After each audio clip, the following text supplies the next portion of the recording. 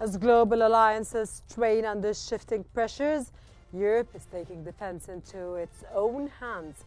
This week, a historic pact between the United Kingdom and France has triggered both praise and anxiety.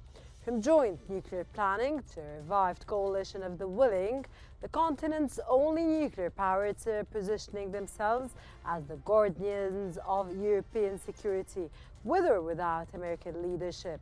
Meanwhile, across the Atlantic, the signals from Washington are growing dark and gloomy.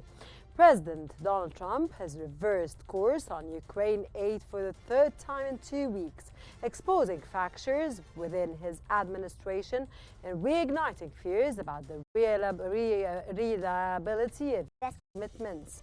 Has Europe finally accepted that it must defend itself?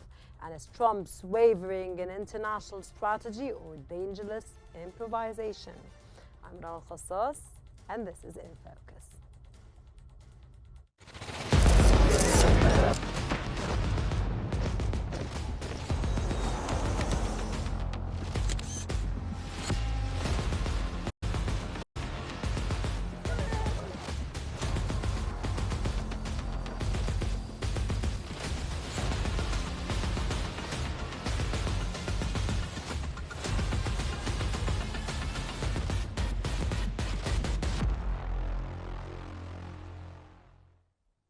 As highlighted by the Financial Times, Franco-British defence coordination has dramatically intensified.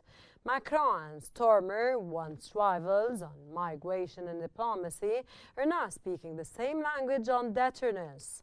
The announcement of coordinated nuclear policy, expanded joint forces and a revived coalition of willing, headquartered in Paris, marks a turning point for the European security. But is this newfound unity a real shift or a symbolic pushback against American retrenchment?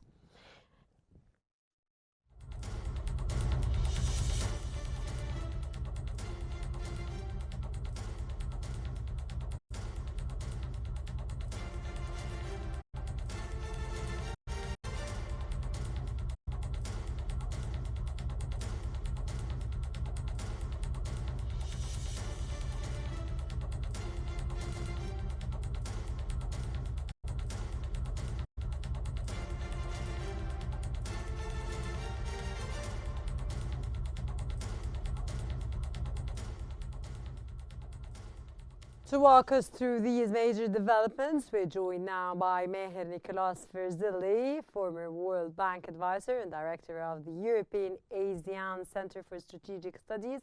A very warm welcome, Mr. Verzilli. Thank you very much for being with us in today's episode. Mr. Verzilli, how do you interpret the speed and symbolism of this new Anglo-French military axis? And is this truly a European awakening or just posturing?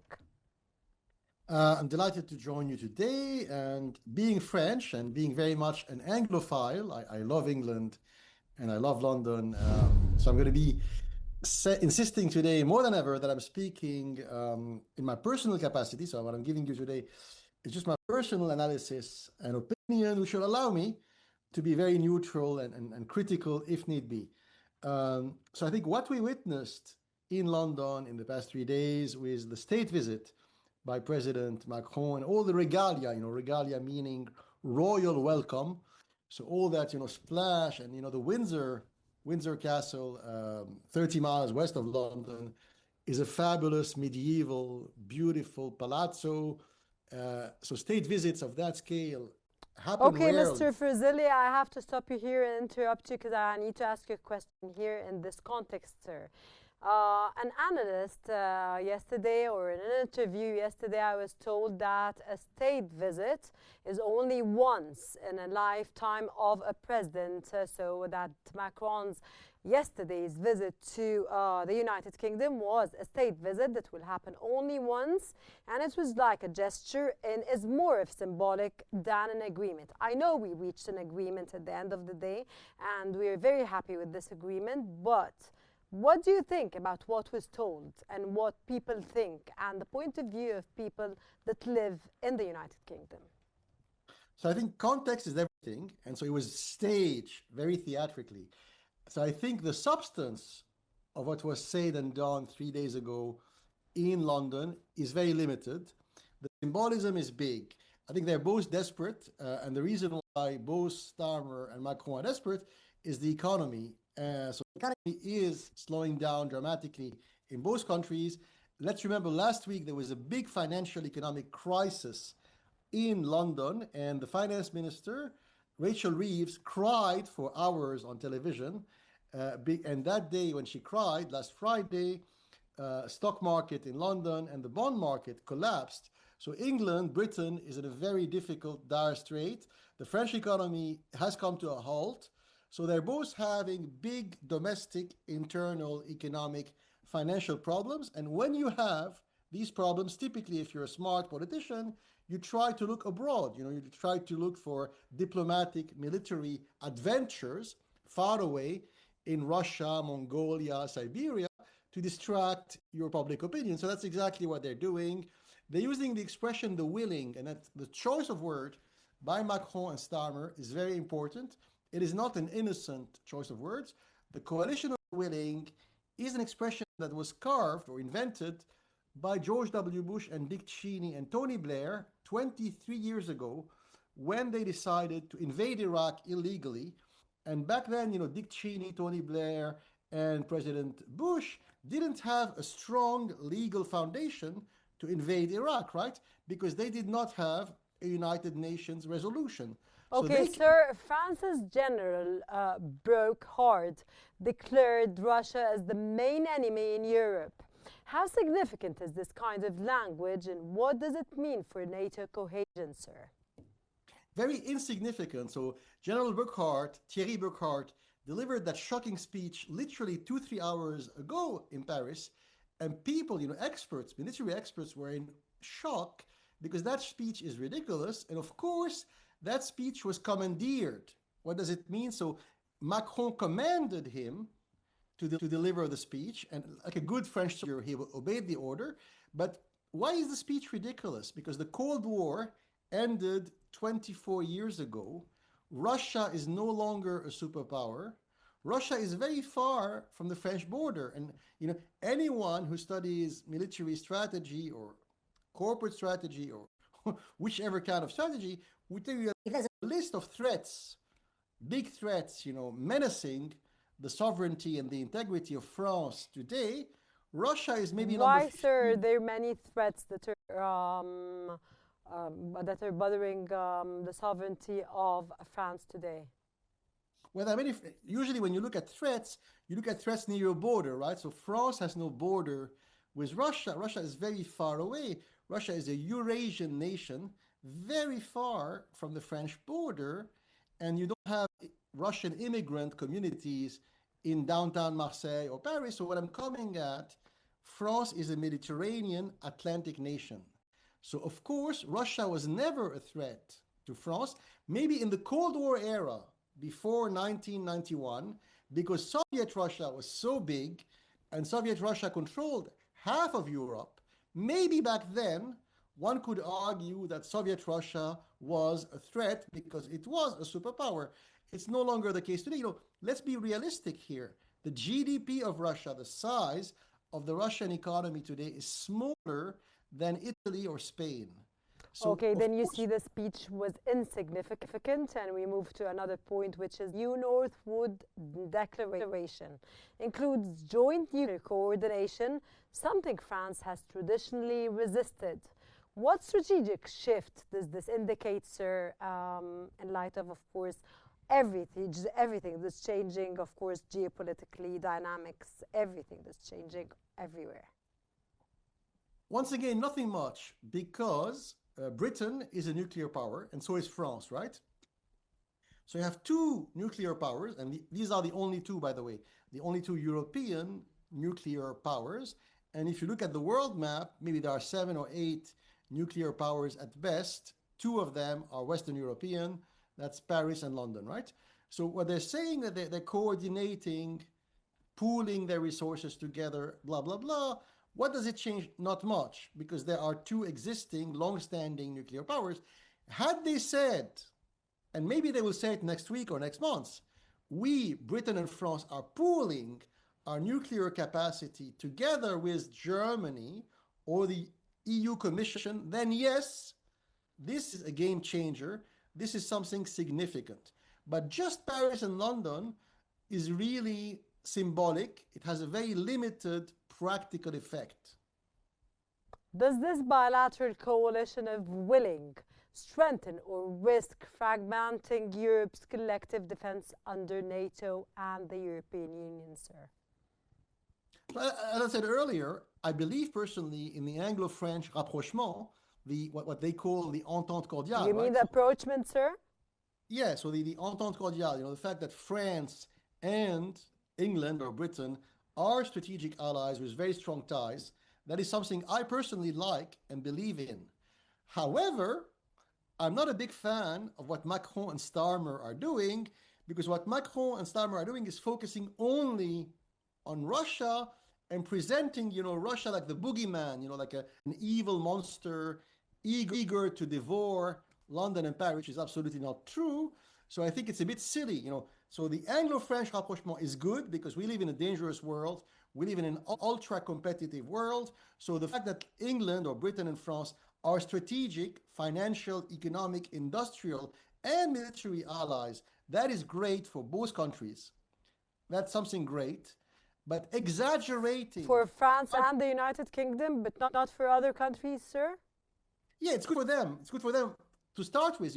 First, one has to be selfish. So before taking care of the others, before taking care of the European Union or the Poles or the Ukrainians, you have to take care of yourself, right? So it's a building block. It's a great building block, which is in the interest, once again, economically, financially, militarily, of both Britain and France, and it's good for Europe too.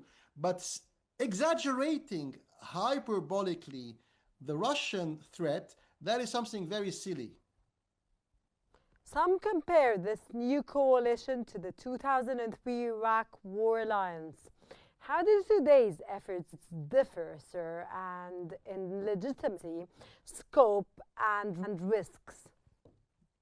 Yes, absolutely. So they are taking a page from the Bush-Blair, strategic PR propaganda book, right? Because after all, the term was coined by the advisors of George W. Bush.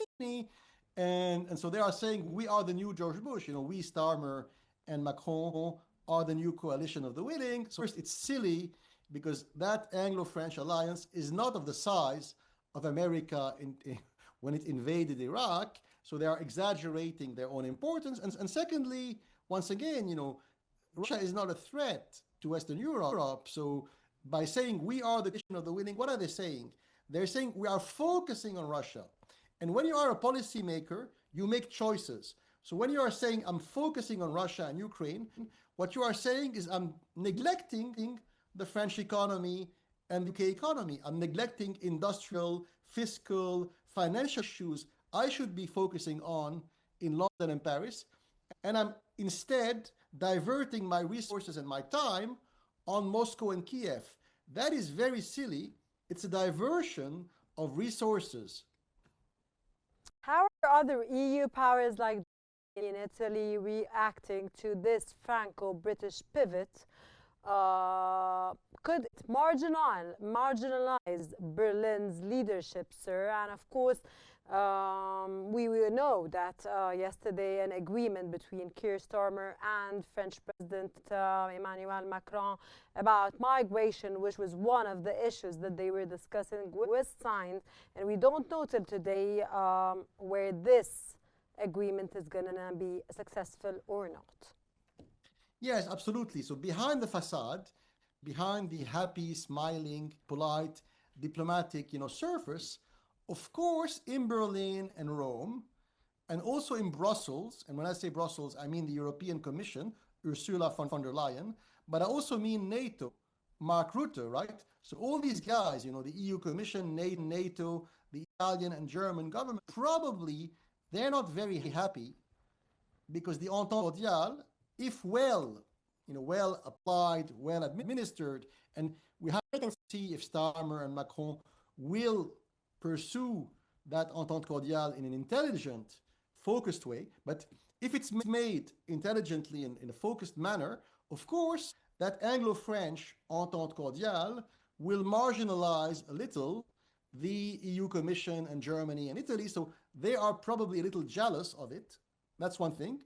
But at the second time, because Macron and Starmer focused that much on Russia and they exaggerated hyperbolically the Russian menace, and because they spoke of a coalition of the willing directed specifically against Moscow, probably that part will bring, happiness and joy to the heart of the EU Commission, the German government, the Polish government, the Baltic states, because the Scandinavian countries, Baltic countries, Germany, have a very anti-Russian stance, and they are afraid of Paris and London abandoning them. The fact that Paris and London are not abandoning Central European and Scandinavian nations to their fate, the fact that they're saying, you know what, we are quote unquote as anti-Russian as you, must have pleased probably, the governments of Poland. Mr. Frizzelli, what I got out of your conversation or interview since the beginning of this episode is that what happened yesterday was done on purpose as a backlash to Russia. Why would it be a backlash to Russia specifically? And you said that there are other countries that are jealous of what's happening. Could you explain, sir, in a very short time, why are you insisting on Russia specifically, not the other countries?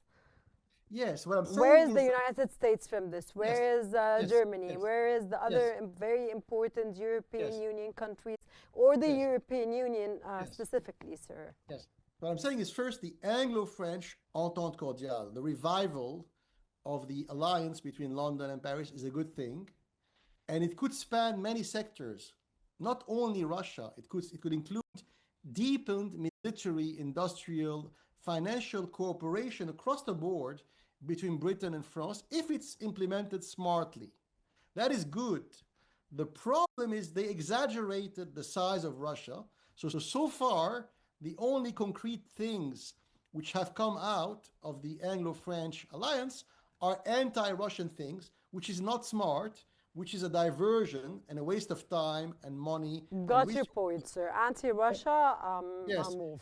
Do you see also, this revival of bilateral defense leadership, sir, as a prelude to a European defense union, or just a stopgap until Washington decides its next move, of course, because everybody depends now on the United States and on Donald Trump?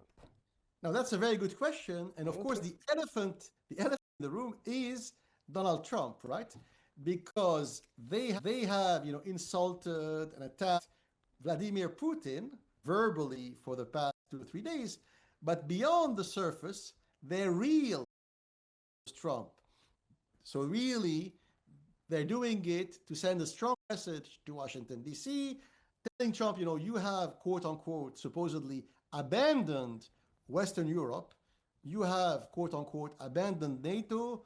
We, the French and the Brits, we can take our destiny in our own hands, blah, blah, blah, and we don't need you. Right? Mr. Frizzelli, I think I took my answer, the answer I've been waiting since the beginning of the program. So the case is Washington and U.S. President Donald Trump. Mr. Frizzelli, I'm gonna be thanking you, but you're gonna be with us because we have another segment that you're gonna be continuing with us. And for those insights, we thank you very much for your informative, of course, valuable knowledge. Please stay with us as Britain and France dust off old alliances and forge new ones. The question now is whether these European moves reflect resilience or desperation in the absence of US clarity. But just as Europe seeks to take matters into its own hands, uncertainty still looms from across the Atlantic. Moving on to Washington, Trump's recent reversals on aid to Ukraine have added confusion to an already volatile situation. Despite bold statements in favor of Ukraine's defense, U.S. policy has become erratic, driven more by personal calculation than strategic consistency. So is the transatlantic alliance unraveling, Or are we just witnessing a redefinition of global power priorities? As foreign policy, bluntly put, America can't be trusted. US President Donald Trump's mixed signals on Ukraine aid, from public praise of Zelensky to private freezes of key missile systems, have left allies in a state of strategic whiplash. Meanwhile, the Pentagon is reportedly operating with autonomy, further blurring the line between White House promises and on-the-ground reality. And to help us understand this unpredictable moment in American foreign policy, we're now joined by Maher Nicholas Frizilli, whose insights on transatlantic strategy and institutional realignment are especially timely. Thank you very much for staying with us, sir, and for your time, Mr. Frizilli. What is your assessment of Trump's recent back and forth on military aid to Ukraine? Is this confusion, strategy, or something else, sir?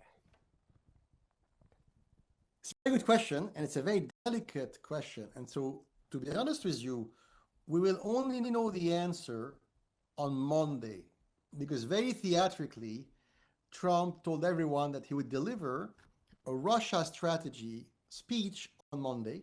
So until that day, we have to hold our breath.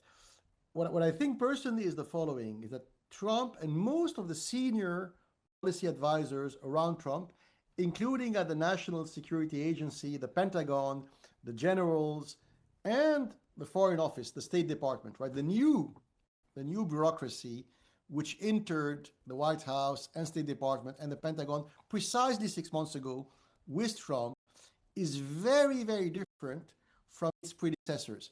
And when I say predecessors... Sir, from his predecessors and from his first term when he used to rule the... Oh, yes. It's totally different. Yeah, all his predecessors of the past 35 years, including himself, you're absolutely right, because in his first term, Trump was very weak. And the reason why Trump was very weak in his first term is his party, the Republican Party, was to a large extent controlled by neoconservative policy planners. And inside, the Republican caucus in the US Senate and on Capitol Hill, the House of Representatives, most Republican politicians on the Hill were also neoconservatives, people who are very much pro-NATO, very, very similar in terms of thinking, George W. Bush, Dick Cheney, Tony Blair. So because of that, the first Trump presidency was not very different from the George W. Bush or Joe Biden presidency, right? There was a lot of continuity in American foreign policy in the past 35 years. But all of a sudden, 6 months ago, Trump seemed to change everything. Because until now, behind, the flip-flopping and the confusion, Trump has followed a fairly clear ideological foreign policy military strategy based on something called neorealism. So neorealism, to make a long story short, is very different from the ideology of George Bush or Emmanuel Macron or Keir Starmer. It's based on a very cold, brutally cold worldview. And because he's a neorealist, Trump has accelerated the pivot to Asia.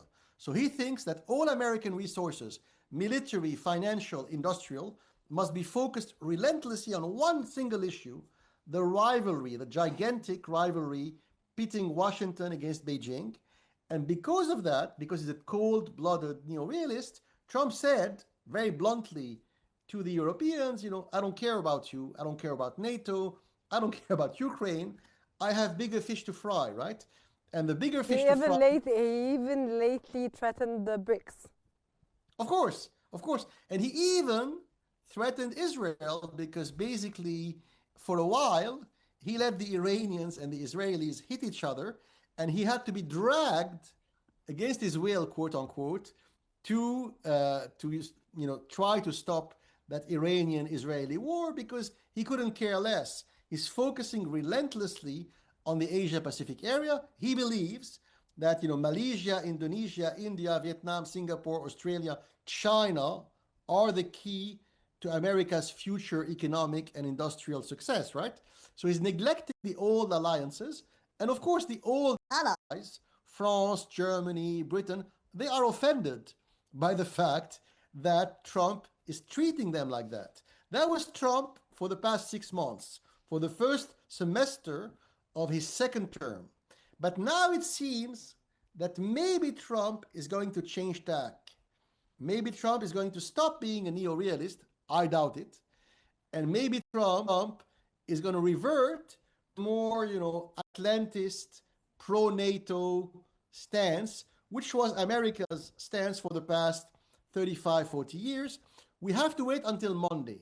What I think personally is that Trump is making now a few concessions to the war party. The war party, they are the neoconservatives, the people who think like Macron or Starmer or, John McCain, who want to help Ukraine more and want to be more anti-Russian. So I think Trump is making a few... Sir, I think you have to pay attention, because what happened in the United Kingdom and France is dramatic when it comes to the context of Donald Trump and how he reads the entire world at this point. How do you read this?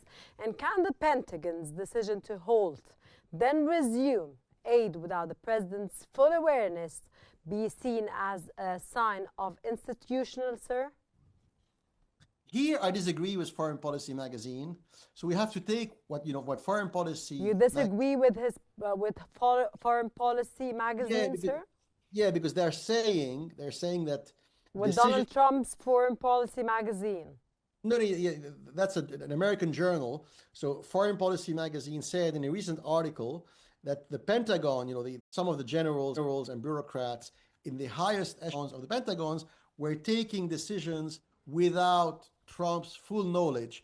I think it's not true. So I think that Trump has a very firm grasp on the Pentagon, and I think nothing happens without his full understanding and approval. So it's not an institutional breakdown, sir? No, I think these are fake rumors that are being circulated by Trump's enemies in Washington. And of course, Trump has many enemies in Washington, including in his own party, right?